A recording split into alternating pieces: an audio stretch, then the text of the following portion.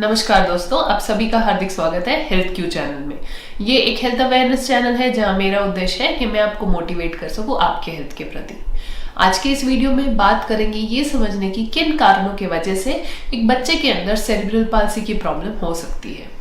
दोस्तों, ये वीडियोस बनाने का मेरा उद्देश्य ये है कि मैं आप पेरेंट्स को एजुकेट कर सकूं, आप लोगों को समझा सकूं सारे वो बेसिक्स जो आपको पता होने चाहिए आपके बेबी के कंडीशन रिलेटेड। अगर आप एजुकेटेड हो, इन्फॉर्म्ड हो बेसिस आपके बेबी के कंडीशन के बारे में, तो आपके लिए ये आसान हो जाएगा जब आप अपने डॉक्टर या हेल्थ के प्रोवाइडर के साथ कोई भी बात या कोई भी पॉइंट्स को डिस्कस करते हो।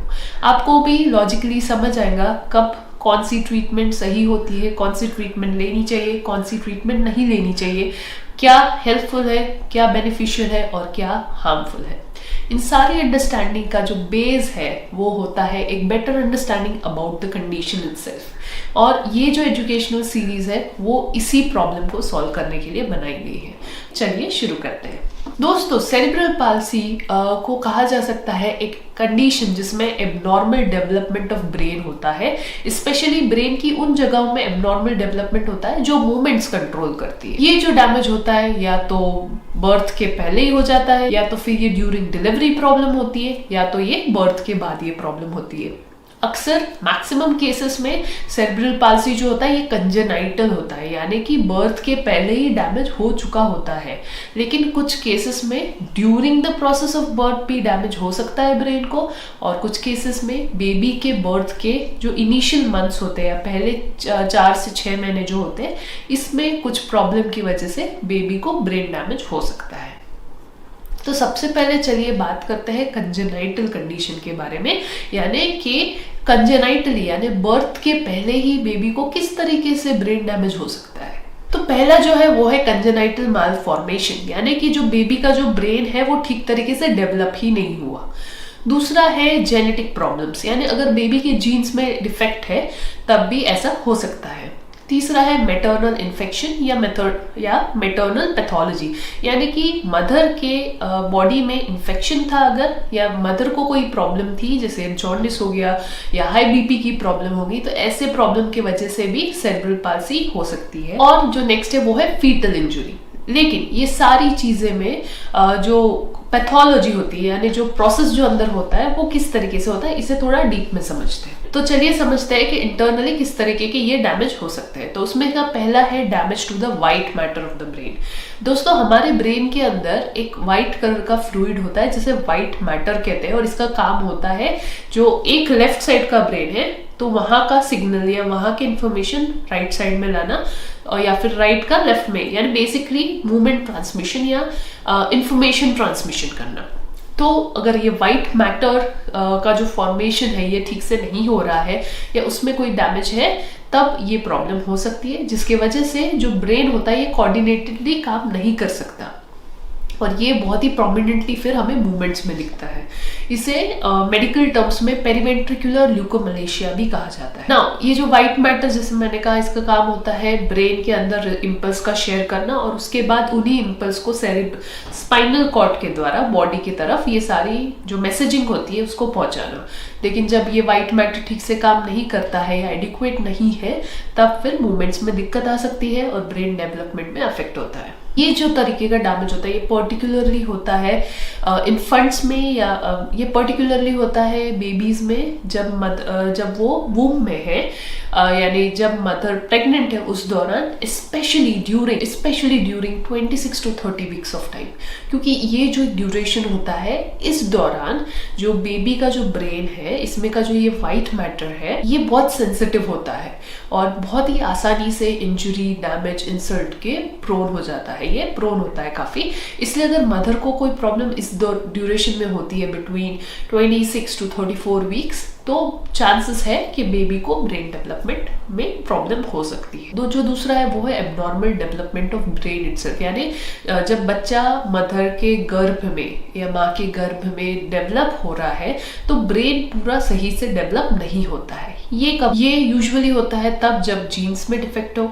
या फिर जब मदर को कोई तरीके का इन्फेक्शन हुआ, या मदर को कोई ट्रॉमा होता है, अगर मदर के साथ कोई एक्सीडेंट हो जाता है, वो गिर जाती है, पेट के बल अगर गिर जाती है, तो अगर तब बच्चे को कोई डैमेज होता है तब it can lead to abnormal development of brain. इसके अलावा ब्लीडिंग इन ब्रेन, यानी बच्चे के ब्रेन के अंदर की जो आर्टरीज होती है इसमें अगर ब्लीडिंग हो जाता है, उसके अंदर कोई ब्लॉकेज हो जाता है, तब भी बच्चे को ब्रेन डेवलपमेंट में एबनॉर्मलिटी हो सकती है। ये ब्लीडिंग या ब्लॉकेज होता है या तो फिर अगर कोई ब्लड क्लॉट अगर है बच्चे में, या मदर को कोई हाई बीपी की प्रॉब्लम है ड्यूरिंग प्रेगनेंसी, या बच्चे के जो ब्लड वेसल्स है यही वीक है, या अगर मदर को कोई किसी तरीके का इन्फेक्शन हुआ है, या फिर अम्बिलिकल कॉर्ड जो मदर का होता है प्लासेंटा के अंदर ये नॉटेड हो गया है और वहां से ठीक से ब्लड सप्लाई अगर नहीं हो रहा है तो भी बच्चे को ये दिक्कत हो सकती है। तीसरा रीजन है वो है severe lack of oxygen supply. ये कब होता है? इसे मेडिकल टर्म्स में एस्फेक्सिया कहते हैं, यानी कि ब्रेन में ऑक्सीजन ठीक तरीके से नहीं पहुंच पाता। जब ये होता है तब भी परमानेंट चेंजेस हो सकते हैं ब्रेन में, जिसकी वजह से बेबी को सेरेब्रल पाल्सी की दिक्कत फ्यूचर में हो सकती है। ये अक्सर तब होता है बच्चों में जब लेबर यानी डिलीवरी जब टाइम होता है, अगर ये बहुत लंबा चलता है तब, अगर डिलीवरी के दौरान कोई कॉम्प्लिकेशंस आते हैं, तो फोर्सेप डिलीवरी करनी पड़ती है, तब ऐसे चीजों के दौरान बेबी को सिवियर ब्रेन डैमेज हो सकता है। इसके अलावा अगर मदर का बीपी ड्यूरिंग डिलीवरी टाइम पे अगर बहुत ड्रॉप्ड है, बहुत लो है, तब भी ये दिक्कत हो सकती है। या तो यूटेरस कंप्लीटली रप्चर हुआ है, या प्लासेंटा ठीक से कट नहीं हुआ है, अगर अम्बिलिकल कॉर्ड ये अगर टैंगल हो गया है तब ये प्रॉब्लम हो सकती है। या फिर सिवियर हेड ट्रॉमा, जैसे मैंने कहा फोर्सेप डिलीवरी करनी पड़ी, या तब ऐसे टाइम पे अगर ट्रॉमा हुआ है बेबी को तो भी ब्रेन डैमेज बच्चे को हो सकता है। अगर हम बात करें ड्यूरिंग बर्थ में होने वाली प्रॉब्लम की, तो जो मैंने अभी ये बताया severe brain damage during the time of birth, उसके वजह से सेरेब्रल पाल्सी बच्चे में हो सकता है। और नेक्स्ट आता है वो है एक्वायर्ड सेरेब्रल पाल्सी, यानी बेबी के को बर्थ के बाद सेरेब्रल पाल्सी की दिक्कत डेवलप होती है। ये अक्सर होता है या तो बच्चे के अंदर कोई इन्फेक्शन हुई है, जैसे बच्चे को बैक्टीरियल मेनिंजाइटिस हो गया, या वायरल एंसेफेलाइटिस हो गया, जॉन्डिस की प्रॉब्लम हो गई, या बच्चा गिर गया या डैमेज हुआ बच्चे के ब्रेन को ड्यू टू एब्यूज या फॉल, इन सारी चीजों की वजह से तब भी बच्चे को ब्रेन डैमेज हो सकता है, और उसकी वजह से बच्चे को सेरेब्रल पाल्सी की प्रॉब्लम हो सकती है। और कई बार जो इसका कारण होता है ये अननोन रह जाता है, यानी पता ही नहीं चलता कि ये क्यों हुआ था। तो ऐसा भी होता है, कई बार रीजन समझ में नहीं आता है, लेकिन ये बहुत रेयर केस में होता है। अधिकतर रिस्क फैक्टर्स या जो फैक्टर्स किसके वजह से सेरेब्रल पाल्सी हुआ है, ये हिस्ट्री की मदद से आसानी से पता किया जा सकता है। अब किन लोगों में ये सारी चीजें होने के चांसेस ज्यादा होते हैं? कुछ रिस्क फैक्टर्स जरूर होते हैं। ये रिस्क फैक्टर्स है, तो अगर बेबी का बर्थ वेट अगर बहुत लो है तो चांसेस है कि बच्चे में डिलेड डेवलपमेंटल माइलस्टोन देखने मिलेंगे या सीपी के सिम्टम्स देखने मिलेंगे। अगर बेबी मल्टीपल बर्थ था, जिसका मतलब है अगर ट्विंस थे, ट्रिपलेट्स थे, ऐसे टाइम पे भी बच्चे को ब्रेन डैमेज देखने मिल सकता है। बच्चे को इन्फेक्शन हुआ हो कोई भी, या मदर को कोई इन्फेक्शन हुआ है, तब भी चांसेस है कि बच्चे को ब्रेन रिलेटेड इश्यूज रहेंगे। अगर ब्लड टाइप की इनकम्पेटेबिलिटी है तब भी ये इश्यूज हो सकते हैं। अगर मदर और बेबी का exposure toxic substance, for example X-rays के जो रेडिएशन होता है, इससे अगर एक्सपोजर होता है मदर का, तब भी बेबी के ब्रेन को डैमेज हो सकता है। अगर मदर के अंदर थायराइड की प्रॉब्लम रही है पहले से और थायराइड अनकंट्रोलेबल है, तब भी चांसेस है कि बच्चे को ब्रेन डैमेज हो सकता है। अगर मदर के यूरिन में बहुत एक्सेस प्रोटीन प्रेजेंट है, तब भी वो एक साइन है कि एब्नॉर्मलिटी हो सकती है बेबी को। इवन बच्चों में भी बर्थ के बाद अगर सीजर हुए हैं, फिट आते हैं, तब भी चांसेस है कि ब्रेन डेवलपमेंट ठीक से नहीं हुआ है और सेरेब्रल पाल्सी के चांसेस बढ़ जाते हैं। अगर बच्चा का ब्रीच प्रेजेंटेशन है, यानी बर्थ के दौरान सर के बदले पैर के द्वारा बर्थ अगर होता है, पैर अगर नीचे है, तब भी साइंस या चांसेस है कि ब्रेन डैमेज हो सकता है। अगर कॉम्प्लिकेटेड लेबर है या कॉम्प्लिकेटेड डिलीवरी है, तब भी चांसेस है कि ब्रेन डैमेज हो सकता है। अगर बच्चा बहुत स्मॉल है या प्रीमेच्योरली बर्थ हुआ है, तब भी चांसेस है कि ब्रेन डैमेज हो सकता है। अगर बच्चे को जॉन्डिस हुआ हो, तब भी चांसेस है कि there could be a possibility of brain damage. और बच्चा बर्थ लेने के इमीडिएटली बाद अगर रोता नहीं है, अगर उसका हार्ट रेट बहुत ज्यादा ड्रॉप्ड है, उसके रिफ्लेक्सेस नहीं प्रेजेंट है, अगर उसकी ब्रीदिंग बहुत शैलो है, बहुत कम है, तब भी चांसेस है कि उसको कुछ ब्रेन डेवलपमेंट इश्यूज हो सकते हैं। तो ये है कुछ रिस्क फैक्टर्स।